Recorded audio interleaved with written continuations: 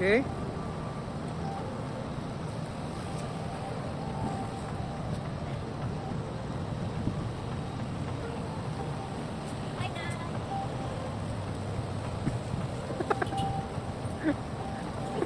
Hi guys! Nandito po ako ngayon sa MOA Sky Garden.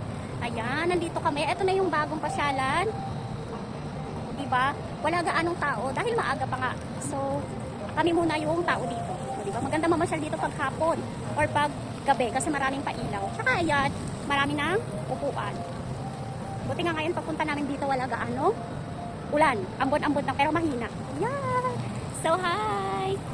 Grabe guys, pag may kids ka or mga anak ka mag-e-enjoy talaga dito kasi sobrang lawak ng ayan, tatakbuhan nila. So ayun, oh, di ba? May mga upuan. Tapos, kung gusto niyo naman, kung medyo nauhaw kayo, meron namang cafe dyan. Yan, bilihan ng mga drinks. Syempre, medyo expensive. Pero, alam ko naman kayang-kaya ng budget niya yan. Hala kami guys, kasi dapat hindi to yung pupuntahan namin guys. Nasira yung LRT guys. Makakasakay pa ng LRT mula Vito Cruz pa guys. Kaya di na kami tumuloy guys. Ito yung partner ko guys. So, mahihain yan. Ikot lang. Budol niyo po ako guys. Nagbudol-budol kami guys. Ako sa lasang guys. Ganito ang lasang dito sa Manila guys. Tingnan mo yung lasang namin. Ayan sa mga Tagalog guys, hindi nakaintindi ng lasang. Yung ano, parang gubat ba? Oh. So mag-hi kayo guys. Hi! O diba? Tabi-tabi po. Ayan ang aming mahiwagang puno.